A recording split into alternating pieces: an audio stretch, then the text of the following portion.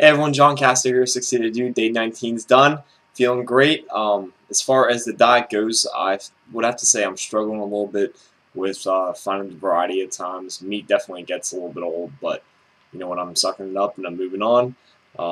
Finishing up ongoing weight loss phase 2 in about a week and a half or so.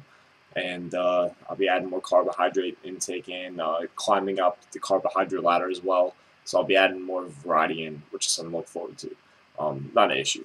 But today's lesson, which I want to go into, is the truth about Dr. Atkins, because there's a lot of controversy that surrounds him as a person and his diet, and also how he died, more importantly.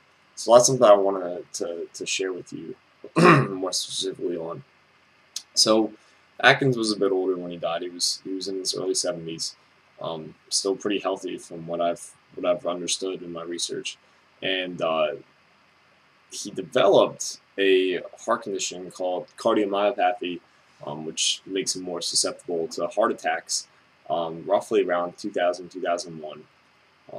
There's a lot of debate over whether or not that was a direct link from the Atkins diet itself, but there have been doctors quoted stating that had nothing to do with him living a low carbohydrate lifestyle.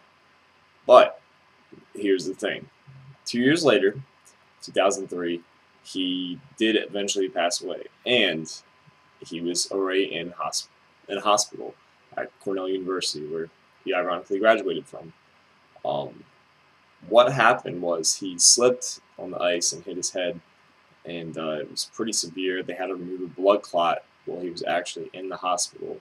He later died from a number of complications, but that's kind of where the debate really comes in, because people say that it was a direct link from the Atkins diet and the lifestyle he was living, but other people say that it was just strictly limited to that fall he took where he hit his head. So what really is the truth? I don't think we're ever going to know.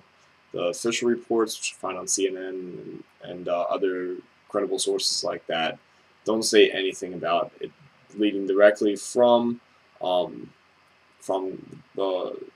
Atkins diet itself, and just directly from the fall and where he slammed his head into the ground, which makes pretty much sense. You could probably argue it both ways, but you can't deny the fact that he nailed his head, and that probably could kill him too. So, one last thing I read on an article was that he reportedly had no blockages in his arteries, which would kind of point more towards it being limited to only the fall that he took, where he busted his head up pretty bad. So, something you may want to check out yourself, but there's no definite truth out there. Just two stories making two arguments.